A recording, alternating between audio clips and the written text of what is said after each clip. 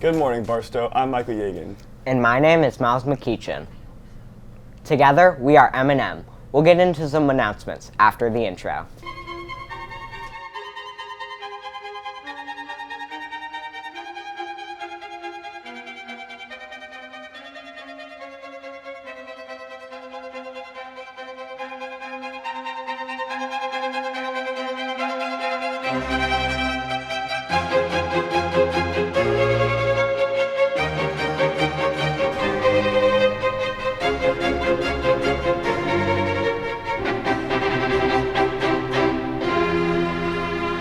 To begin with some sports news, during the Matt Gannon cross-country race on Tuesday, Luke Whitfield placed 5th and Lucas Broderick placed 11th in the boys' race, and Isabel Welty placed 10th in the girls' race. This is especially impressive due to the difficulty of Barstow's course, and considering that 13 schools and 100 students participated.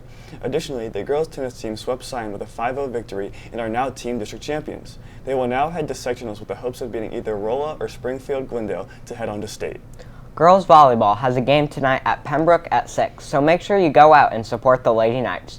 Today, the boys soccer team has an away game against St. Paul's Lutheran at Swope Soccer Village at 3, and on Friday they have another away game at Swope Soccer Village against Lincoln Prep at 2:30. The soccer team will also participate in the KC Showcase this week. Good luck! Reading all those sports announcements made me tired. Well, Miles, you know what's even more tiring than those announcements? The only thing more tiring than that could be running an actual marathon. Speaking of marathons, let's watch Jordy's piece about Mrs. Lackey's upcoming marathon race, followed by Holly's piece about Girls on the Run.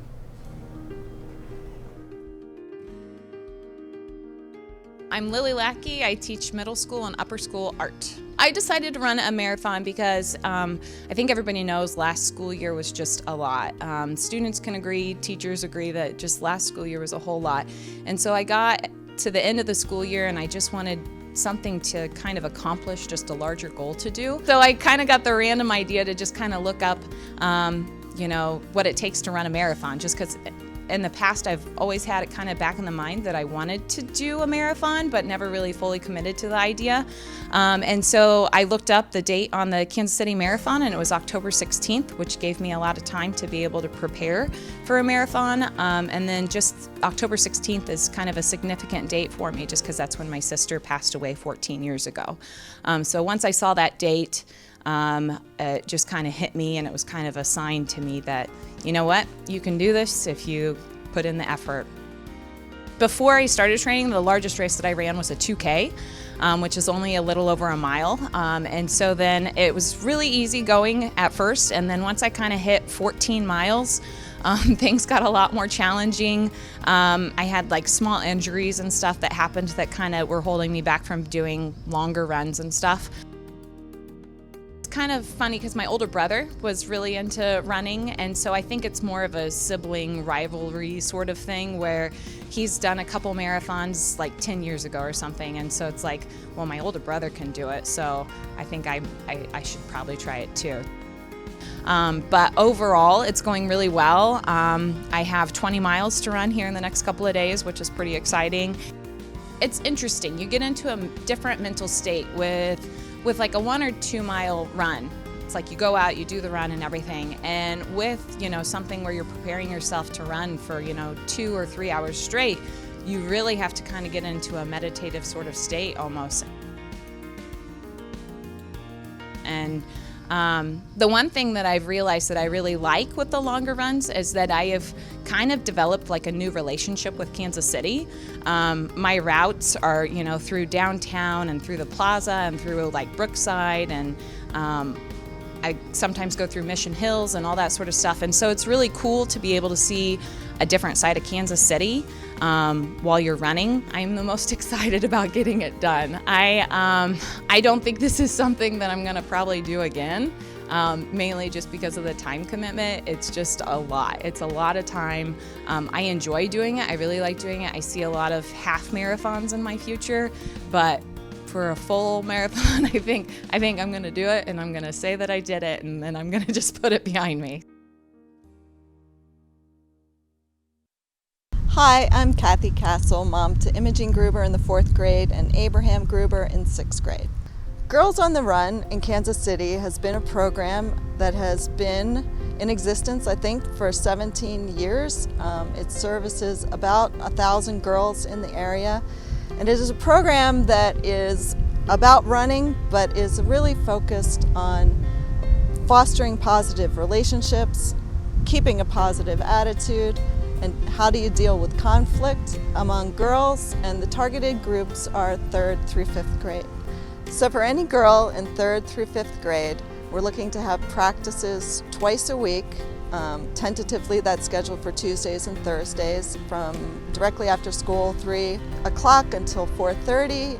There is a celebration event, a 5K that will happen at Swope Park on Saturday, November 6th, that all girls who participate in the Girls on the Run program will have an opportunity to do. And it's less a competition and more of a party.